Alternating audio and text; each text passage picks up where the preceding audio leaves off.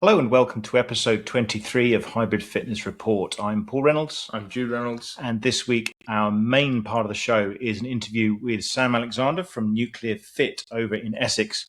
Before that, we'll get an update from Jude as to the first three Hyrox events of the calendar year, and also a look ahead of some rule changes that won't affect most of us and won't kick in until next season, but it's quite interesting as Hyrox continues to professionalize itself. But before we dive into those things, Jude, I think last time we spoke together on here, we'd both just done Vancouver Hyrox, where I set a massive PB and you set a tiny, weeny little PB. So everyone was more impressed with me. You won the bet anyway. I did win the bet. So we had a sadly non-weighted bet that he would beat me by 35 minutes. Obviously, he's doing pro category and I'm doing open.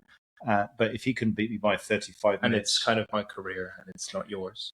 It's kind of his career, is his career, and definitely isn't mine. And so he ought to beat me by 35 minutes, but he failed dismally, and there were no stakes. Yeah. So I didn't really lose out on anything. I got 58 mid, as you've heard before, and you got 1 of 31, so I fell a bit short there. But 131.55. I think I'm going to have to call out 132. I don't think I can call out 131. You were well low mid. So 58.21 is a low mid. pucker low mid 58. And since that time, when you said, oh, by the way, I had a hip injury, and I said, oh, by the way, I've got a knee injury. Since that time, I've used my knee injury as a compelling reason not to do anything. You've done well at that. Thank you. Yeah. Although I did have a slight hiccup in the doing nothing when I did the Disney half marathon 1.5 weeks ago. Yeah, that was news to me. You called me on FaceTime the night before after already having purchased a stray ticket for the half marathon in Disney and said, oh, by the way, I'm doing it. And I just recalled him 2 minutes earlier or a day earlier reciting to me the symptoms that his knee's been giving him for the past 2 weeks or however long. I wasn't wrong. Wasn't lying. No, which makes the reason for you doing it even more sketchy. Yeah. So he's not helping himself, and I'm trying to get him back in, but he is now under the full tutelage of myself. So I'm now coaching him when he can do day one. Which means anything I don't accomplish from this point is your fault. It's no longer my fault because I'm on your full tutelage. The reason, by the way, that I did the Disney, well, two reasons I did the Disney half marathon. One, half marathons are great. I love doing them. Second reason was I was quite content with not doing them until we were driving into Disney and I saw about 30 portaloos by the side of the road. And I got massive FOMO. But they are one of the hardest races to get in because of how quickly they sell out. So when there was an option to get a ticket for like $50, wasn't it? Like 24 hours out. I'm not surprised that you took it despite being injured. $50 over ticket, right. Because it was they released a few charity tickets and I was not able to jump on one of those, thankfully. But I don't know. I just absolutely love Disney races. They're just the best organised events in the world, basically. They're amazing. Yeah. So anyway, that was a lot of fun. Slow like molasses, but I loved it. Since which time I've started training again. I'm having serious thought to starting training again. You graduated from not doing anything or thinking about anything to thinking about something. There we go. So we're almost doing something. That's been your training for 2 weeks. Whereas you, on the other hand, got injured and decided to use that as an excuse to train more than ever. Just slightly differently. Yeah, the past 3 weeks have been my highest training volume days ever in terms of active minutes. So obviously when people go to the gym, they might be there for some people for even 4 hours. And the time that they're actually moving will be less than 2. But for the past 3 weeks, in terms of active moving minutes, I've accumulated, I think, 19, 19, and 20 hours on average per week for the last 3. So 19 week one. That's even more hours than people who lie about the hours they spend training on Instagram. Yeah, some of them. Anyway, which either means you're lying more than everybody or you're training quite a lot.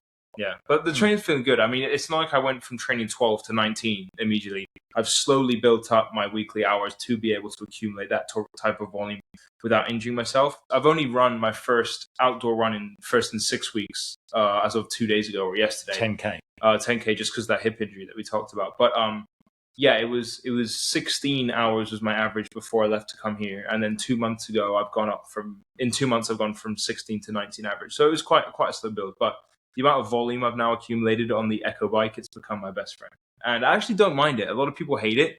But I think that's the people that don't use it. I think the less you use it, the more you hate it, ironically. So yeah, a lot of the past 3 weeks have been on the bike as a running substitute. And yes, beginning to like the Echo bike quite a lot. And I started averaging, I think, 50K a week, 50K per day every week on the Echo bike. 50,000 meters. Right. So 50 kilometers, per day average for the past 3 weeks. But I've been really enjoying it.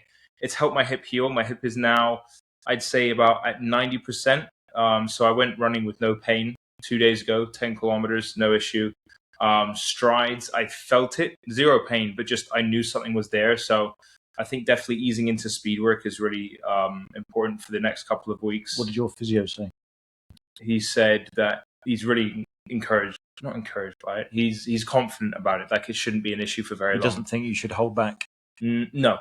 He's telling me to do more than I am. Not saying I should do, but he's saying you can do more than I am. But I'm just being extra cautious with it because then he may be the least cautious physio in the world. He's ex-parachute regiment. Yeah, he's not known for his overwhelming caution.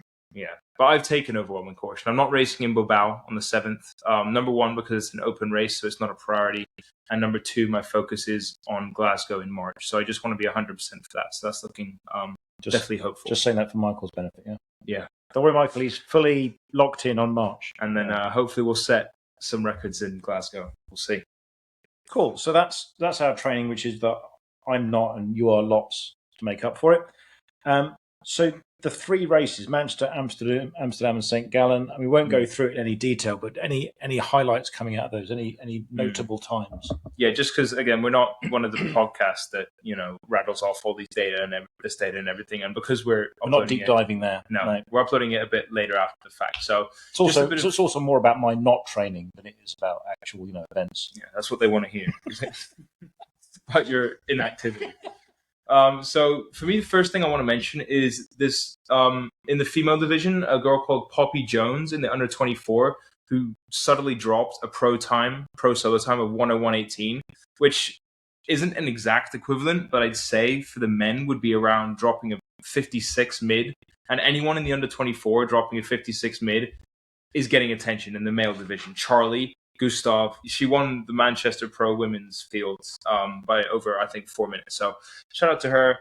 Then we had, as always, Charlie in Manchester doing really well. He won by over a minute, so with the 55:16, and he's going to race in the Elite 15 in a couple of days' time. So again, another kudos to him.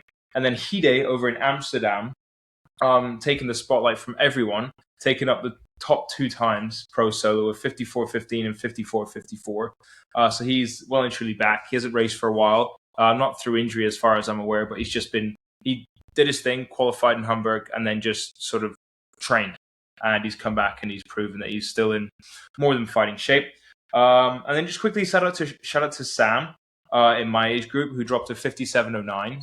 Sam Schumann. Sam Schumann. Not a huge PB for him, a little PB, so it's great to see that he's still improving. But definitely one of the top guys in my age group. So I'm excited to race him again at Worlds this year. Your age group has some massive guys and some much smaller guys. Yeah. Where are all the middle guys? I don't know. Like you, Sam, Michael, and Harvey, and Harvey's and Ross, Luke. Yeah. Speaking of Ross, he did really well. Ross and I don't know how to pronounce his partner's name, but Sem Terburg. He's Dutch. So where is it? Read it. Where Third is it? place. Sem Terburg. Yeah. So Burg rather than Berg. Yeah, I think he's about 26 years old, but Ross averages them out in the under 24 division. So they set both world records in Amsterdam together. Both world records. The open doubles and the pro doubles for my age group. That's kind of crazy. Yeah, with a 49:28 in the open doubles and a 51:01 in the pro doubles. Just a few seconds ahead of Luke Ennis and Connor Higgins, who actually qualified for the Elite 15 doubles with a few roll downs, but they're a really quick doubles team. So shout out to Sam, Ross, and Sem from Amsterdam. Really cool results there. Cool. And the next major event is the third major of the year for Hyrox. So we've had Hamburg, Melbourne, got London in April. I think so. Yep. And then the next one coming up this weekend, yes, is Phoenix. Yes, where the great and the good will be racing, trying to get their Elite 15 qualifying spots for the Worlds. Any particular things to look at for there? So Tim Vienisch and Hunter won't be there for the solos. I know Hunter will be racing doubles with Jake Williamson, but he's dropped out the solos, I think, to try and set... Has he? Yeah. As of when? recently. Really? Yeah. I think him and Wow. Jake are looking to set a world record type of time. The podium's looking like a combination of Alex Ronkovic, Dylan Scott, and one more, who I'm looking forward to predicting myself in either today or tomorrow. You're gonna come third in Phoenix? No. Okay, I'm predicting. Okay, Other people. you're going to predict it the next day, Yes. right? Okay. Yeah. I think you've got some people you need to apologise to from Melbourne, so you need to up your predictions for the people that you sucked with your predictions for. Yeah, well, I think I'm going to do better this time. I think I'm going to do better. Just bump up the people that you undersold and annoyed, and yeah. Well, I won't underestimate Charlie again. I was going to say, without wanting to name names, you said that Charlie was going to come like 8th or 10th. It was 7th in the He world. qualified. He qualified. Not bad. He did. He qualified in 3rd. But yeah, it's my favorite. It's coming to be my favorite sporting event of the year. I'm also excited for the women's field with the classic contenders of Joanna and Lauren Weeks, and then someone that could upset either one of those would be Vivian Tafudo. So yeah, really excited for Phoenix. Cool. And very briefly, Hyrox have just also announced that the qualifying rules will change for next year. So this year, there's a kind of a rolling, what are your 2 best pro times in the last 12 months? An average of, yeah. Yeah, and that's what qualifies you for, not for the Worlds, but for a major, which is where you go to try and qualify for the Worlds. Whereas from next season, they're looking at needing 5 times. Yeah. Is that also within 12 months? Yeah. So you have to make people race more, basically. That race season. Yeah. Yeah, so you've got to race at least 5 races. And those points are gained not by doing a certain time, but by placing in your event. Now, the only caveat is that to get any points at all, if you didn't win the event, but you get points all the way down to 8, to get points, you have to be within 10% of the time of the winner. So, for example, someone can win the event in 60 minutes, which for pro isn't particularly quick these days. You could finish second in 65 minutes and get your points. But if you come in over 66 minutes, i.e. more than 10% off, even though you're second in that event, you get 0 points. And these points don't mean prizes. No. All these points mean is you are now in a kind of a league table of trying to qualify for the next major. And at the majors, you have to finish in the top 3 with some caveats. But basically, you have to finish in the top 3 to qualify for the Worlds. And to do any of that, you need to buy a pro license. Yes. So actually, the whole thing of qualifying from the Worlds has gone from what's your best time, anyone in any event, open, pro, whatever, has now gone in the space of about 18 months to a pretty darn complicated system. So you have to be quite professional. Yeah, basically. It is all, I believe, tunnel vision towards making the sport closer to be able to be Olympic standard. And so they just have to do a bunch of stuff with the pro license being to do with drug testing and everything like that. But yeah. Cool. Okay. So just before we get into the interview with Sam, if you are looking to qualify for the Worlds or even to gain points next season, and you're wondering about whether your gear is good enough, are your clothes of a high enough quality to support your attempts to qualify, you might want to look at WoDLETE. This podcast is sponsored by WoDLETE. Founded by an Ironman athlete with a passion for functional fitness, WoDLETE clothing is designed to be with you throughout your fitness journey. From starting out to competing, from beginner to elite 15, and with clothing and accessories to help you on your journey. Go to wodlete.co.uk, that's WODLETE.co.uk for global shipping and free delivery on all UK orders over £50. Use code HFRPOD20, that's HFRPOD20, at checkout for 20% off your order. And with all that having been said, now on to our interview with Sam Alexander from Nuclear Fit. I hope you enjoy the conversation.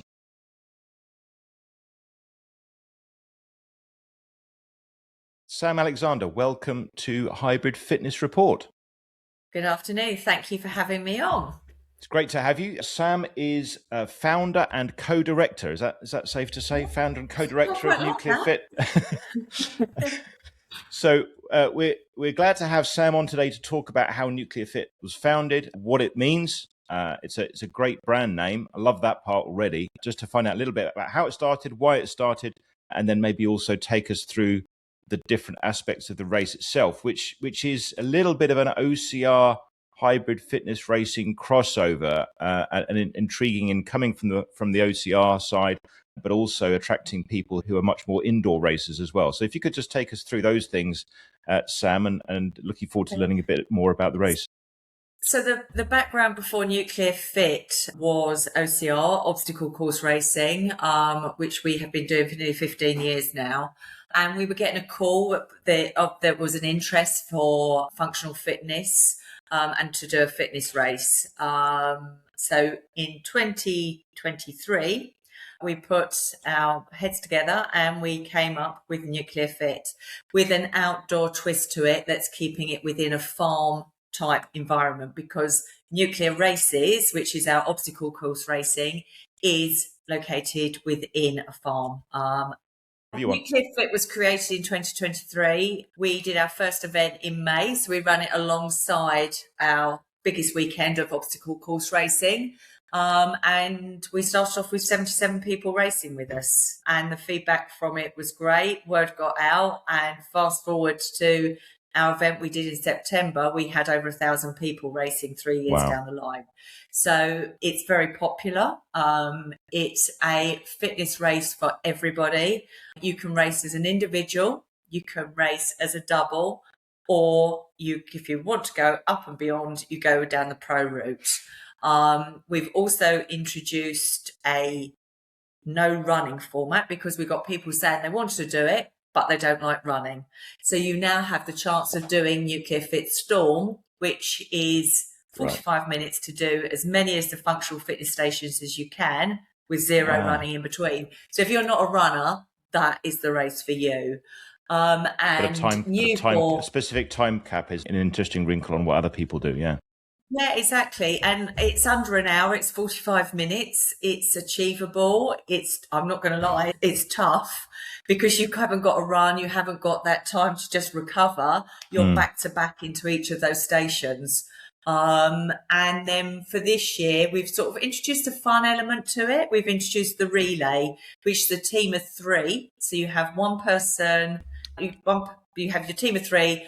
One person does a station and a run twice. So they all do 2 runs, 2 stations each. So it's just a different twist to the event, and that will be happening at the end of the day. So, and there's been a lot of interest in that as well. People are liking the idea to be racing with their friends. Could you take us through the stations, please, Sam? So the wheel tyre flip is 100 metres. The tyre for a woman is 3 foot, and for the men, it's 4 foot high. It's roughly, because I know it, because I train and I use it a lot, it's about 34 flips out and 34 flips back. It's quite a distance to go. Station number 2 is called the Farmer's Urn Hug. It's awkward more than anything else. That weighs in at 24 kg for a woman, and for the men and the mixed doubles, it's at 30. So you zigzag your way in and out for 150 metres. You've got stations within it that you can put it down to rest at, so it and swap over your partners. So that's station number 2. Station number 3 is your plough pull. That's 125 metres. Depending on the day, we've had all weathers this year. Sunshine, it glides. We had July, it rained for the first time ever. We had a wet Nuclear Fit. And that got a little bit more challenging, because you can imagine. And that pull is 37 kg for a woman and 70 kg for a man. So it's quite tough. And there's one part that goes up a little hill. It's like someone's put the handbrake on. Right. Wow. Station number 3. They complain Hyrox about what the sled push. Yes. I'm trying to Nuclear Fit. I ain't seen nothing. And it goes uphill. Right. Station number 4, you go into your milk churn carry. That's 200 metres. So it's like, imagine... a proper farmer's carry, an actual farmer's carry, rather than a pretend farmer's carry. You are carrying at Hyrox. Exactly the same weights as well. 16 kg for the women and 24 for the men. They're awkward. It's about grip strength, and you zigzag your way around the course. Station number 5 is different. We call it duck and throw. So you're carrying a bag. The weight for a woman is 22 kg, and for a man, it's 32 kg. So they're quite big bags. You can carry it on your back. Then you're throwing it over 10 wooden poles. Ah, You over throw the poles. bag over, Right. and then Wow. you duck underneath. So that's why we called it duck and Okay. throw, because Right. you're throwing, ducking, throwing, ducking. Right. And then station number 6, your final one, is squat to lift. So your butt must sit onto the bench, and then you stand up and you fully extend your hands. Hands must be kept in the red. You fully extend your arms up. That's 100 reps for the men and 75 for women. Tough. And then you what's the finish weight on off that? by running up and getting up onto the podium, which is a challenge in itself. Right. So, yeah, it's brilliant. It's got the community, the vibe, the spectators is just amazing. It's just electric. To this day, it still makes me get goosebumps when I stand there, watch and admire and look at people, the encouragement that everyone's giving each other. It's just great. And it's a kilometre trail run between each of those stations, right? Exactly right. Yeah. And with 2 4-foot hurdles on the run. So as you're running back in, you have to go over 2 hurdles. So it's not just a run. Wow. Okay. So at the exit and the entrance to the stations, there's the hurdle? So you go out and you do your 1K run. As you're coming back in from your 1K run, you're going over a hurdle. So there's 2 of those. And the weight on the lift for station 6, what's the weight there? It's about 12 to 14 kg. It starts off, you think, this is going to be okay. Right. Then you get halfway through, and all of a sudden, your legs are talking to you, your shoulders are talking to you, and it's a station you get some really good facials. Yeah, so it's like a brutal version of wall balls, but easier to judge because you've got a bench rather than people worrying about hip crease and butt height. Yeah, right. Exactly. Yeah, exactly. Yeah. Because you have an adjudicator that's with each person that's counting your reps for you as well, making sure that the arms are fully extended. So presumably your waves aren't enormous then. Roughly how many people are racing at a given time? They're going off every 10 minutes, but you've got to remember we've got Storm going off and we've got Fit going off. So there's about 28 in the Fit and it depends if you're individual or a double. The individuals for Storm is about 12, and if it goes to doubles, obviously it goes up to 24. You are going to come up against that. We have got a large bank of amazing head adjudicators, marshals that work for Nuclear Fit that we can cover off, and the station is big enough. As crossing my fingers as I say it, we haven't yet come to that point that we've had a queue. So we're within our limits at the moment, and that's how we intend to stay. Cool. So you started in 2023, but is it right? I'm understanding you were saying you were already in the OCR community before that, and this was a kind of a new venture. Yes, we're celebrating our 15th year next year. Right. Okay. Of doing OCR. We've introduced for the first time as well a real twist to one of our races for the OCR side of it. We have something called Oblivion, which is an endurance race. They have 8.5 hours to do as many laps as they can of the 12K course. So we've introduced this year just to give something completely different and actually a real twist on it. They have got to do 1 lap of Storm. So none of the running, just do each of the 6 stations before they join the course to do the 2K to finish off their first lap. So they've got 4 laps that they've got to do within those 8.5 hours to get their Oblivion medal. So it's a challenge. It's like some of those. I don't think there's anything else out there like that's mixing hybrid fitness, functional fitness, and obstacles. So it's going to be interesting next year. I've certainly not come across anything like that. This is just self-annihilation for 8.5 hours. Yes, exactly. You're doing the functional fitness only once. You're literally it's your first. We're all going off from there, and then they're concentrating on the obstacles, but potentially fatiguing them before they've even started the obstacles is what we are doing with this. Right.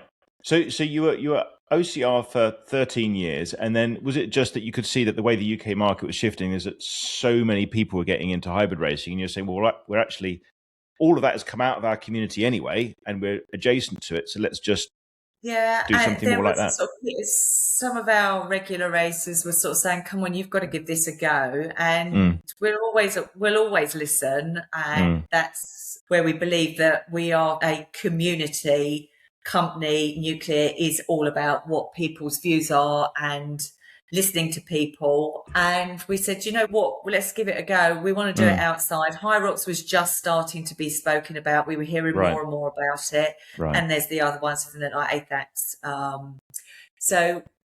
But there wasn't much outdoors at the time that we started Nuclear Fit. I think maybe we were one of the first to do it. So, and we've had great response from it. Everyone loves it. So, and it's addictive. Even I train regularly there, and I want to beat my time all the time because you can't help but look at your watch when you finish and think, well, I could have done that better. I could have done this better. You get a full breakdown after the race of your times. Oh, So you great. get a Okay. breakdown to know how long you take to do each 1K and how long on each station. And that's whereabouts people are going, actually, that's where I want to come back. I want to try it. Right. Or they start off as a double and they come because they come with somebody because you've got that person then as your support. You're doing the race together, that they then progress and go to individuals, and then they go on and do the pro wave. So it's quite a nice journey. And could you just backing up slightly? You're based out of Brentwood in Essex, right? That's correct. There's a link between that and your name, isn't there? Yes. So the secret nuclear bunker. That's what you want to know about, is it? Yeah, definitely. Yes. So it's a Cold War bunker that is on site. We've got quite a lot here at Nuclear. We have actually just rebranded and renamed. We're now called Nuclear Essex. And under that, you've got the secret nuclear bunker that you can go and visit. We've got, obviously, Nuclear Fit. We've got the nuclear races. We've got Nuclear Adventures, which is a Hyrox course, zip trek, and axe throwing and rifles. And then you've got Wild Forest that do fitness classes. So it's a bit of a crossover there with Nuclear Fit as well, because obviously we do a lot of training in that sense as well. And Wild Forest hosts corporate events, school trips, you name it, realistically. Wow. It hosts it. So there's something for everybody at Nuclear Essex. And everything's outdoors, is that right? The bunker's not, because you've got to go indoors to the bunker. Yeah. But yeah, everything else is all outdoors. The racing. Yeah. So you've rebranded as Nuclear Essex. Is that a doubling down on being very regionally specific? Are you looking to go national with the brand or with the races? We have people travelling all over. We had somebody who travelled from the States for Fit in September, which was great. We offer, with all your race tickets, free camping. So we encourage people to come and make a weekend of it. We have actually introduced, for 2026, we've introduced a fitness weekend pass. So on the Saturday, we're inviting you to come and do 6K of the obstacle course. We've got food, we've got a party vibe afterwards in the event village. Camping, free of charge, obviously. And then coming to do Nuclear Fit Storm on the Sunday. And the tickets are £99, so you're getting a discounted price, but you're getting a weekend of fitness, festival vibe, food and camping, and with all your mates. You can come and do it with your mates and travel down. You haven't got to worry about paying for a hotel. You've got the camping. So it's a pretty huge area. So it's an entire, or a large chunk of a farm, literally. Yes, it is.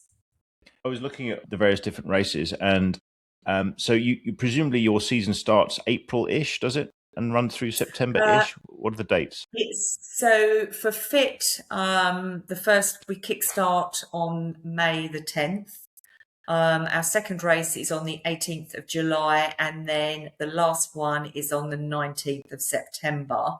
But we do training for Fit from January. We will start, so you can come, practice, train with me, and it gives you an opportunity to just, if you're a little bit nervous or unsure, come and give it a go. And once you've been, you think, actually, I can do this, and you can take some tips away from what to do for race day. And then from the obstacle perspective, we've got races from May, September through till November. Wow. Okay. I was kind of champing at the bit for a marketing opportunity thinking if you did some gym races, you could call that Nuclear Winter, and I want that T-shirt. Please launch Nuclear Winter. It would be awesome. I don't think we have it in us. I think come the end of the season, we're ready to go and hibernate, come back out for next year. This is when we put our thinking caps on now to come up with these new ideas, hence the relay for Storm, and all the different bits and pieces. But yeah, I will. It's something to put in the idea can for next year. Just think of the T-shirt opportunities for illustrating that. Yeah, exactly. So are you? In terms of the longer term plans with the rebrand, it sounds like your plan is to keep it roughly what it is for the foreseeable future, or would you be looking to try and set up other nuclear events in other parts of the country? What's the thinking there? Unfortunately, we don't go anywhere else. We are literally here in Brentwood, Essex. People come to us. We've done the rebrand so that everything is realistically on one website. So it makes it easier for our customers. So if they want to book a race, it's all there. If they want to book races, or they want to book fit, or they want to book whatever they want to book, it's all in one place, as opposed to being over 3 different sites. So it's making life easier for our customers. And you're very much across the obstacle course racing, hybrid fitness racing, functional fitness space. Quite a breadth of race offerings compared to, say, your Decker or your Deadly or your Hyrox. Yeah, exactly that. There's something for everybody, and I know that there are some races that have introduced for children, but for us at the moment, we're just concentrating on the obstacle side of it, and we welcome children from the age of 4 to come and do it. We invite families to come and do the obstacle courses as well, which is proving very, very popular. The numbers for those races are going up and up and up. People want to do stuff together as families. I think it's all about making memories that people are wanting to do now. Yeah, and what would you say are the main ones that lots of people come to, or that you're pushing, or that are most popular? Nuclear Fit, the actual one with the running, is the most popular. I think it really does tick the box. If you're a trail runner, if you go to the gym, it's something for everybody. It gives you a focus. My view is it gives everybody a focal point for doing Nuclear Fit. There's a lot of people that go to the gym or are training. What are they training for? With this, it gives you a reason to go to the gym, a reason to keep getting up on those cold mornings when you think, I really don't want to go to the gym today. It's raining, it's dark, but it gives you the incentive to keep going. And that, I think, is what a lot of our fit people are. Our other popular Rush weekend is our big weekend as well. And that obviously Fit is running on that Sunday. So we've got, if Sunday's a crazy day, you've got the people that will be doing Oblivion, Storm. We've got family waves going off. We've got kids races. We've got adults races, and we've got Fit, and we've got Storm, and we've got Relay and the pros. So there's quite a lot of races. It's completely nuts in a good way. Yeah. I would say Sunday is our really busy day. Right. And so could you just remind us again of the dates of the main events next season?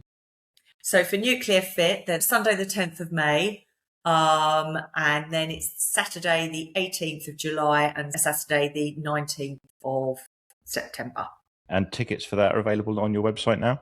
Yes, they are. They're £60 for May, and they're £50 at the moment for July and September. And you get a fantastic, even if I do say so myself, medal at the finish line. Awesome. And that's what I was going to ask you. Okay, so thinking specifically of Nuclear Fit, when you look at different hybrid races, there's kind of average time. So Hyrox average times are about 1:25, with the world record in the low 50s. You got the Deadly world record in the low 40s. So people are coming in hour 10 for that. What's the elite kind of pace that you guys get? And assuming average weather, if there is such a thing, and what kind of times are ordinary people going to get? What's your average kind of finishing time on Nuclear Fit? So our course record from a woman is 39:56, which I have to say is impressive, very impressive. And for the fastest man is at 37 minutes and 33 seconds. Right. Again, super impressive. I would say your average person is most probably around about an hour and 10. 10 is what I would say it would sit at. And obviously it's quicker if you're doing it as a double because you're sharing the weight load. With your doubles, we've had the women coming in at 39.49, and the men, which was set actually in September, they're sitting in at 35 minutes and 39 seconds, which is super impressive when you've got a 1K run. So you're running 6K and doing those 6 stations. Hats off to them. Yeah, fantastic. Okay, so it's a nice long race. It's not some, so well worth traveling for. Absolutely. I know some people, and to extent some gym races, you don't want to travel far because it's not kind of long enough to make a day of. But this is a chunk event. Never mind the fact that some of your events last 5, 6, 8 hours. Last question, Sam. Last main question that I ask everyone is, what makes your event special, or why do you think your event is better than everyone else's? That's a hard one because there's some very good events out there. I would say we're very much about a community. There's a real community of vibe when you are at Nuclear Fit. You get an amazing medal, and if you race all 3 events, you get a treble fit at the end of the race. So I would say we are unique. We are achievable for everybody, and everybody can do Nuclear Fit. So, sense of community, a great medal, and achievable. Those would be the 3 key things. Absolutely. Whatever your fitness level, you can come in and you can start with us. Whether you come in and start with a relay and you're just doing the 2 stations and 2 runs, whether you come in as a double, or whether you come full in and just go straight for it and do Nuclear Fit or Storm, there is something for everybody. Awesome. Thank you very much. Literally everybody. And anything else you want to tell us before we close off? No, thank you for inviting me on for an interview. Really awesome. appreciate it. Thank you so much for your time, Sam. Thank you. Pleasure. Thank you. Alrighty. Thank you. Bye-bye now. I hope you enjoyed that conversation. And just to say that next week we'll be airing our conversation that we both had with Toby and Will from Metrix. Had a great time chatting with them. So looking forward to that episode. And of course, we'll have our usual catch-ups as to how a week's training has gone. Maybe get back into the League of Hybrid Fitness Sports and see if we can find anything to beat MMA, which is currently leading the way. So thank you very much for listening. I've been Paul Reynolds. I've been Jude Reynolds. Speak to you soon.